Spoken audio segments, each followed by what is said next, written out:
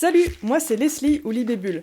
Je fais de la polymère depuis 2015 et sur ma chaîne tu trouveras des tas de tutos créatifs. Si tu veux t'améliorer encore plus, tu peux toujours devenir une bulle en cliquant sur le bouton s'abonner puis rejoindre. Et sur ma boutique, tu pourras aussi trouver tout un tas d'outils pour ton atelier conçus et fabriqués par moi-même. Sur ce, je te laisse avec ce tuto en espérant que tu n'oublies pas de le liker et de le commenter. Bonjour à tous, aujourd'hui je vous montre comment je range et organise mes encres à alcool parce que j'en ai beaucoup et que ça prend énormément de place quand on les range classiquement, c'est-à-dire debout sur une étagère comme je le faisais avant. Et pour cela, j'ai créé cet outil. Il est disponible sur ma boutique Etsy et en plus il est personnalisable.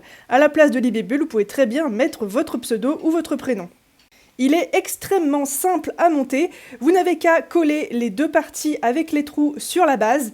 La planche avec les plus gros trous se retrouvera à l'arrière de la base et on va venir la coller avec de la colle forte, tout simplement.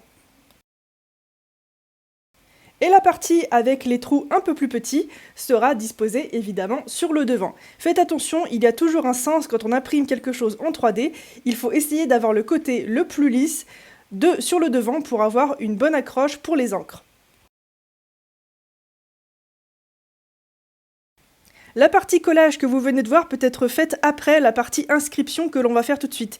C'est-à-dire que si vous voulez quelque chose de vraiment très bien organisé, vous pouvez faire comme moi, prendre un petit marqueur et aller noter par exemple si vous allez mettre le blender à cet endroit, ou bien même une encre blanche qui du coup ne se verra pas sur la planche, ou bien les petits flacons de nettoyant. Par la suite, il vous suffira juste de mettre quelques gouttes d'encre là où vous allez vouloir mettre toutes vos encres à alcool ou bien vos peintures lumière ou bien d'autres pots de peinture. Normalement, il est compatible avec tout ce qui est pignata, avec les encres Cernit aussi. Je l'ai d'ailleurs mis à jour pour les encres Cernit parce que les flacons des Cernit sont légèrement plus grands que toutes les autres encres que j'ai pu croiser dans le commerce. Il est aussi compatible avec les Tim Holtz ou Jim Holtz, je sais jamais. Les peintures lumière donc, les pignata et à peu près tout ce qui est petit flacon de peinture.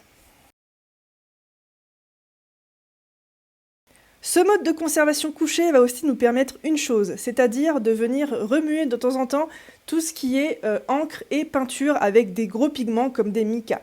On l'a vu, les Cernit sont aussi en mode argent, or et cuivre. Et on a aussi les peintures lumière avec beaucoup de mica à l'intérieur qui peuvent s'agglomérer au fond du tube quand on le laisse trop longtemps debout.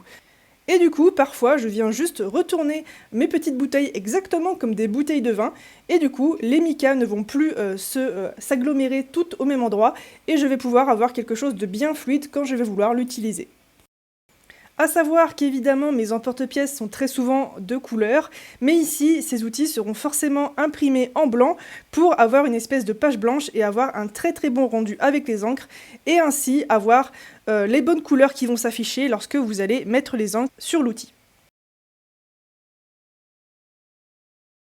Si jamais vous avez d'autres suggestions pour d'autres outils et petits meubles de rangement pour nos ateliers, n'hésitez pas à venir m'en parler en privé ou bien même à venir dans les commentaires, je serai ravie de réaliser toutes vos idées.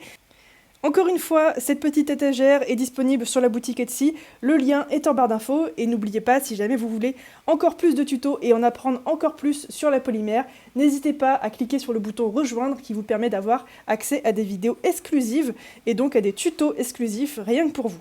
Sur ce, je vous dis à très vite pour d'autres tutoriels. Ciao!